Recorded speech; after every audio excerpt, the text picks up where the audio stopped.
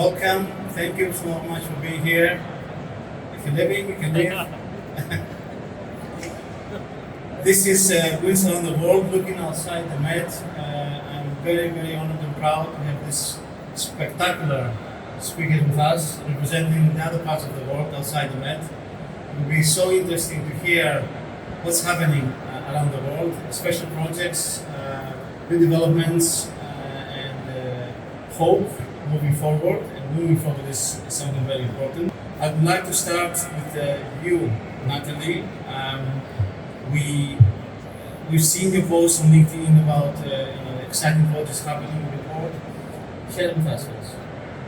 Thank you, Ioannis, and thank you for the opportunity to be here to share what's going on in Port St. John.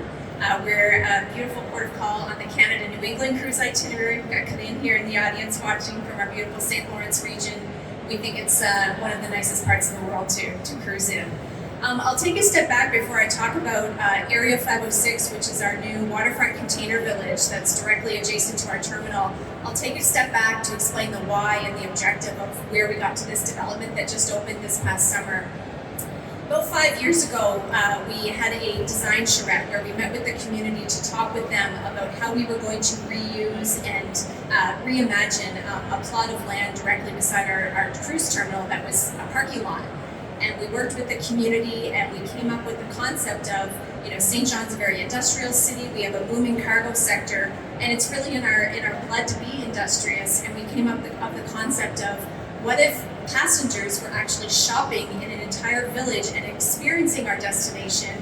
The welcome to our destination is actually in an entire village made of shipping containers. So the idea was actually born 5 years ago. And then in 2019, I had the opportunity to go down to the Disney Institute in Orlando to the Customer Experience Summit. And that's really where the fire sparked in me to say, if we want to grow the business, one of the things we need to do is to continue to up our passenger satisfaction ratings, because if people love cruising to our region, the cruise lines are going to want to come back. So between that and the design charrette that we had 5 years ago, we created this plan.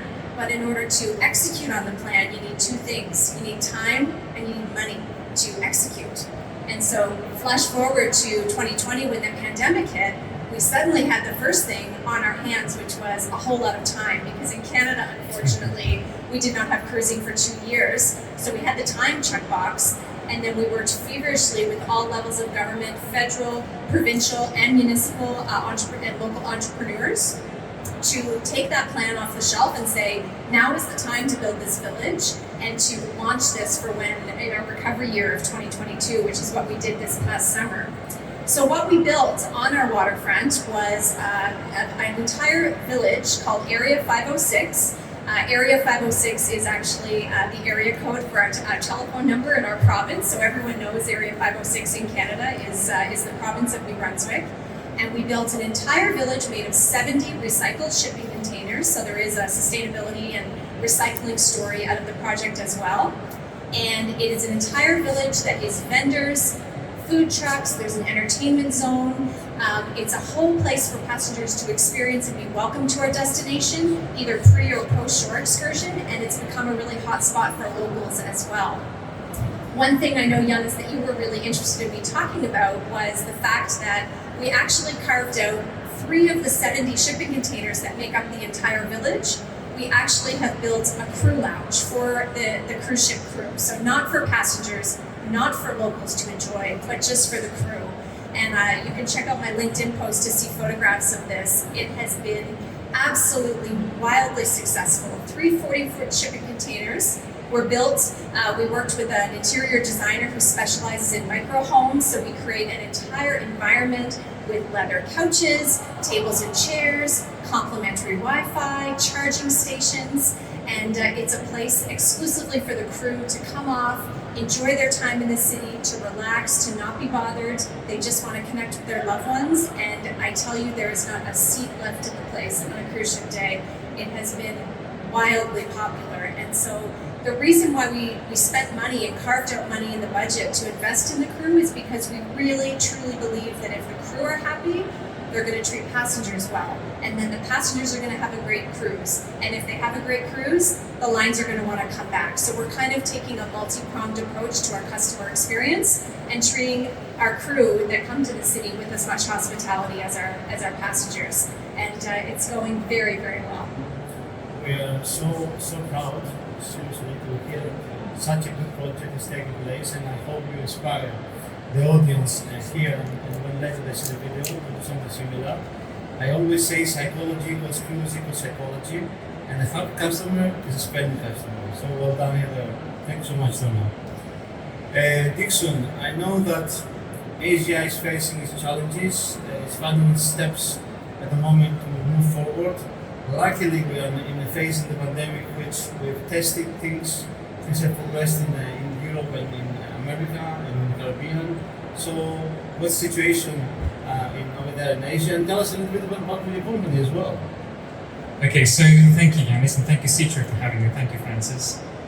Great opportunity to give a bit of flavour to what's happening in Asia, home to me. I think, 2 minutes on Wallem. So we are a port agency services, so we span from North Asia up in Japan and Korea down to Southeast Asia, to Singapore, Malaysia, Philippines, and Myanmar. So we take on all these kind of ships coming through, and of course, it's nothing better than working on a cruise ship, as we all know. So from my perspective, going off Natalie's, two ingredients for you. It's cooperation for me. It's very, very important, and it's a great testament of that happening across different agencies and government, but also the forward thinking that you guys are seeing to taking on board what's important, and in finer detail to going into crew lounge as well. From my side, in Asia particularly, we saw the cooperation, we saw the forward thinking, but only at the beginning. Now, what I meant by that is COVID hit, of course, in 2019 for us. It's slowly crept across the world in 2020. But you think about it, for us, Taiwan led the reopening of cruise in July 2020. And at that point, the virus is still spreading through the rest of the world. But then, of course, we didn't know as much as we did about the virus, and when we saw the surge in cases, it got shut down. And then soon after that, we saw Singapore coming onto the playground, and Singapore led the reopening with their Safe Cruise protocol that they co-work with DNV. And from that point onwards, then the likes of Genting Cruise Line at that time started, and that was back in November and December in 2020. We saw the Royal Caribbean started as well. And from that point onwards, never looked back. And right now, we saw the cooperation coming through all the way to championing regional cruise into Southeast Asia. Malaysia's opened up, Thailand has opened up, Indonesia's opened up, and so is Vietnam. So what we see now is the lack of commitment and perhaps the conservatism of our regional government, particularly in North Asia. So Japan, Korea is slowly coming up. We saw some great announcement coming through last week with Japan lifting the number of visitors going in per day. We were at 10,000, 20,000, 50,000, and now we're going to lift the cap altogether, which is still that one step in procedural progression before we see the opening. But what really hits me is coming into Europe, into Americas, and seeing people and lives carry on post-COVID. I mean, for me, this is the first time really walking around without face masks, because we still live with face masks, believe it or not. And there's a lot of restrictions too that comes with it, so we still haven't really moved on since 2 years ago. But forward thinking, again, the time that we now have on our hand, going back off what I said earlier, is that it's given a lot of the tourism board a revamped opportunity for their marketing to cruise lines and so on, and recognizing what they did have was great for the local economy, and building that partnership back in again, from different ports to different regional governments, and now we're hoping that this will spur on the greater reopening of our region. But coming from Hong Kong, I'm going to touch on a little bit about Hong Kong. Hong Kong has always, has lived in the last 100 years under the British rule, and we prospered, as an international hub, finance hub. And we find ourselves in a little bit of limbo, yet we are now officially Chinese, but we have that international reach that China has been quite conservative at moving. So Hong Kong for us, we need to come under the Beijing rule. And they have a very different approach on COVID, even today. I mean, you guys will hear about that, I don't need to dwell on that. But the fact that Hong Kong is trying to open up, we find ourselves a little limbo. So Hong Kong Tourism Board has actually come to me and said, look, why don't we start using this time to rebrand ourselves and reach out with different programs? So they actually introduced a 360 Hong Kong, a 360 look at the Hong Kong has to offer. For any transient passengers coming through, they see Hong Kong's concrete jungle. But really, we have a lot of greenery, a lot of beaches, all on their doorstep within 20 minutes. And I can relate to that in Malaga. Coming here, first visit ever, and I can see everything is so close in proximity, which is fantastic. And this is exactly what a cruise port really needs. So, in going back to finishing off very quickly here, it's that time that we now have to rebrand. It's a cooperation we look forward to, and then it's a forward thinking of how can we bring back cruise in the same way that we've seen other regions have done. So thank you. Yeah, likewise. Thank you so much. I think the opportunity is there. We will exit this better with technology, understanding, procedures. And before the pandemic, Asia or Southeast Asia or South Asia was leading the way to become the third most busiest destination or area in the world. And I sincerely think that in 2-3 years' time this will be the case again. We have 86 or so ships, new ships have been built. Four plus 2, I think, are now being, one of them is being built in actual China to sail next year with the additional 2 in this Chinese government carnival cooperation, as you know. Things are exciting, and I hope that the pace will pick up. We will learn from the examples of other areas, and soon the whole area will be buzzing again with cruise ships. Thank you so much, Dickson. Thank you. Dona, I know that you, in your port, did some very good things. I know the community is blessed. We have a port authority, a port, and you over there, because when she told me, I was very emotional on the impact on the community, what they did. Tell us. Thank you, Ioannis. Good afternoon, everyone, and it's a pleasure to be here this afternoon. So, Antigua is part of the Global Ports Network. I see 2 of my colleagues here representing the East Med, and we're blessed to be part of Global Ports in that we're part of 26 ports around the world, operating in 14 countries. The Port of Antigua, we started the management in the Port of Antigua October 2019. So we literally had 1 season before the pandemic came on, and I remember getting on the phone with my mom, who was a CNN junkie. She's 88 years old, but she loves CNN. And she said to me, well, since your port is closing down, you could come back home. Your room is just as you left it. And I thought about what she said, and I said, no, we're not going to close down. This industry is resilient, and we're going to get back on our feet. And I said to myself, we cannot let a good pandemic go to waste. And I sat with my team, and we came up with a training program, and we said we're going to train and retrain, and we looked at what does it take to make a successful port. There's investment, infrastructural investment. Through Global Ports, we've made a number of investments into the destination, including building a new berth that could accommodate the Oasis class vessel. We did several other things in terms of improvement to the passenger experience. But that difference, that missing piece, is investment in human capital. And that is what we did. And we did not just invest in the direct customer-facing things, but we looked at, yes, customer service, which I deliver personally, but we looked at what else could make business operators successful. So we did courses like accounting, marketing, public relations.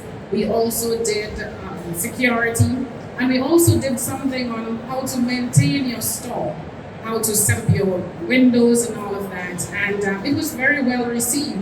Not only it went beyond people in the port community, but we had persons just signing up. Stay-at-home moms were just signing up. People who had retired and said, you know what, maybe I could get back into the workplace because after all it's the pandemic. And we had people just signing up either via Zoom. We did some of them via Zoom, and we did some of them in person. And guess what? People from the other islands around Antigua also signed up. So it was a huge impact, which we're very proud of. And over the summer, we ran a program called Summer Cool, not school, but Summer Cool. And we had over 100 persons sign up. And between, I would say, the summer of 2020 and the summer of 2022, I'm very happy to say that we've trained over 500 persons within Antigua. So it is something that we are extremely proud of, and it's something that we will continue to do in our port. I mean, if this is not an impact on everyday life of people, what is? And what I want is a board that combines all of you, actually. But this brings me to my last guest, Craig. Craig comes from an area that in the following months will be in the good hotspot seat. They have a World Cup that they're hosting in Qatar. They have a brand new mega terminal, state of the art, with the largest sea aquarium I have ever seen in a terminal in my life. Lots of development on land, on all areas, as you can understand. It's very exciting times, Craig. Thanks, Yannick. Yeah, Qatar is on a springboard, I think is the best way to describe it at the moment. We're very proud to be hosting the Football World Cup. Natalie, not soccer.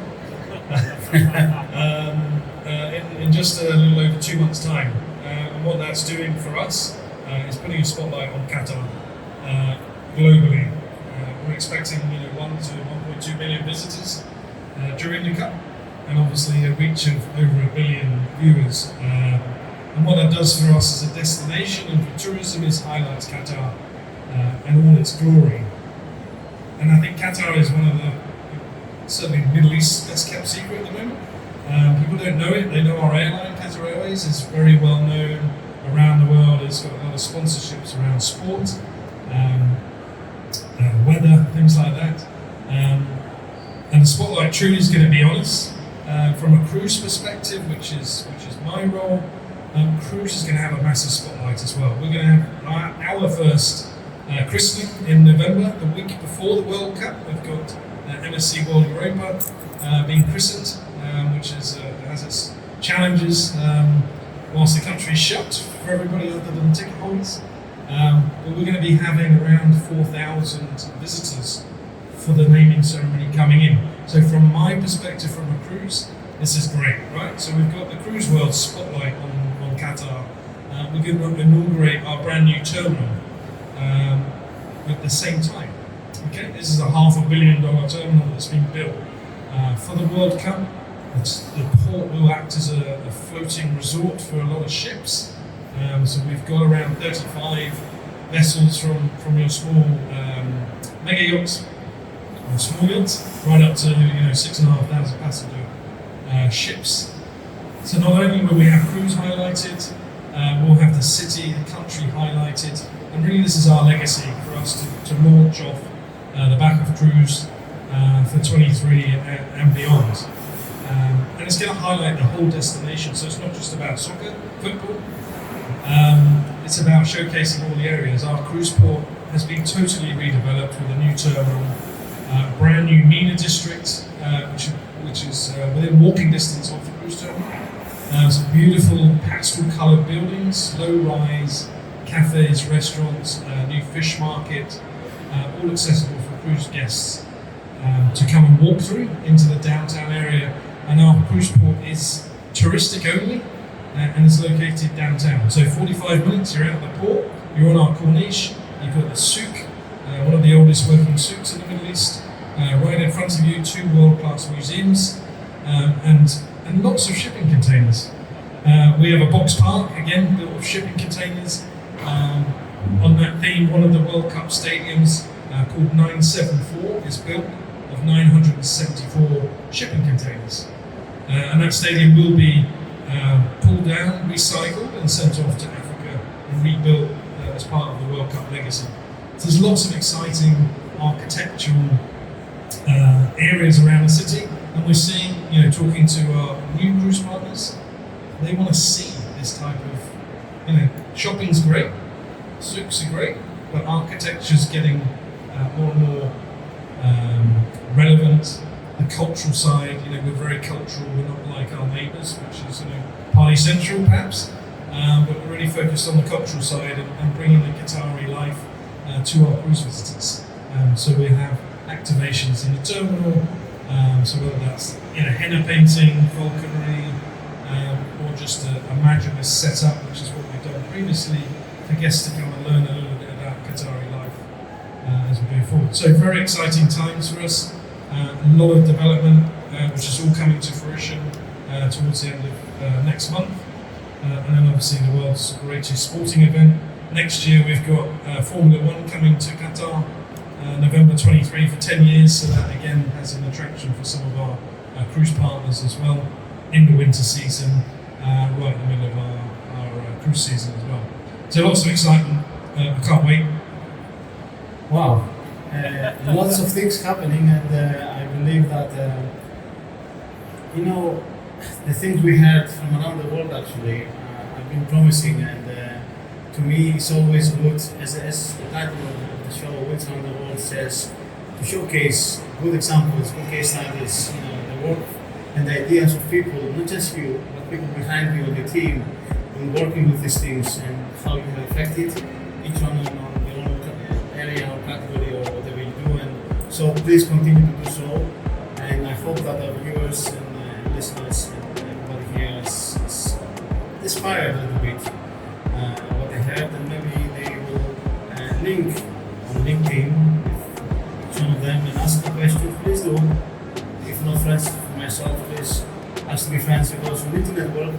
It's a cruise family, I say, and the families get bigger, and the word will be spread out there that cruising, if it's not the best, it's one of the best ways to travel. Thank you so much. Thank you guys. Thank you.